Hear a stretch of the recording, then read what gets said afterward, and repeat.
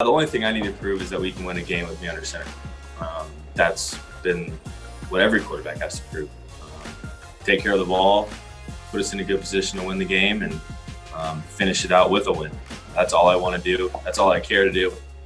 However that needs to happen, however it does happen, I'm going to do everything I can to try to get us that.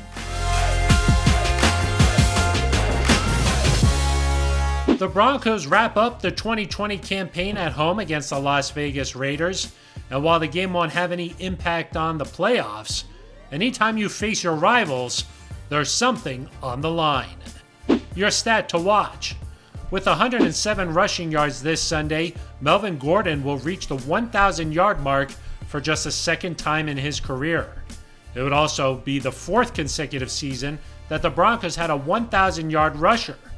Philip Lindsay the past 2 years, and C.J. Anderson in 2017. I mean, it's always an accomplishment to get 1,000 yards, but honestly, I feel like my play is better than just 1,000 yards. So it's not really the season I wanted. It's not the season I wanted individually or, team-wise. But definitely looking forward to changing that next year.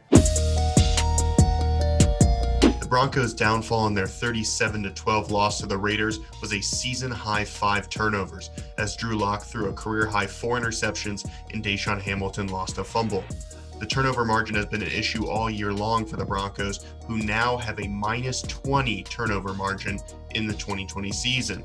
The next closest team is at -10. Now, if the Broncos play clean football, they should actually have a good chance to win this game. The Raiders have lost 5 of their last 6 games, and their lone win in that stretch was a 3-point win over the previously winless New York Jets. The Broncos offense could have more success this week, as the Raiders rank 29th in scoring defense and sacks and rank 30th in red zone defense. Plus, perhaps the best sign for the Broncos is that the Raiders rank 29th in takeaways. They've only generated 15 all season, but of course 5 came in that one game against Denver. If Drew Lock and the Broncos can play a clean game and perhaps force a takeaway or 2 on the defensive side of the ball, the Broncos should have a good chance to beat the Raiders to end the 2020 season, just as they did a year ago.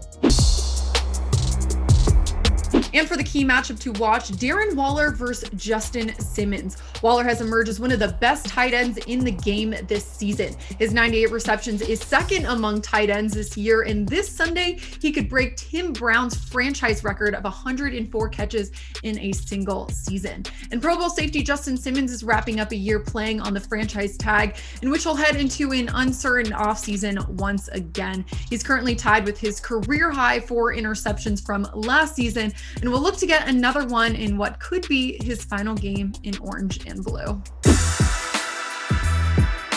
The final word.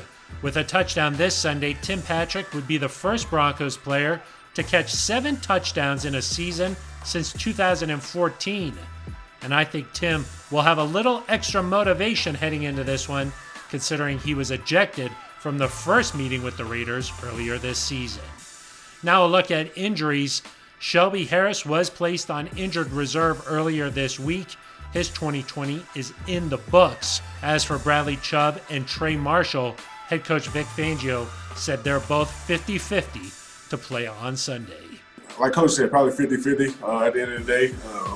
It would be huge to finish on the field, like you said, but if I can't go, I can't go. And it's one of those things that I want to be out there. I want to, like you said, finish the season off strong, start the new year off strong with these guys, and look forward into this next year. But like I said, it's going to be 50-50, and if I play, it's going to be cool. I can't wait to go out there. If I don't, I'm looking forward to being back out there with these guys next year.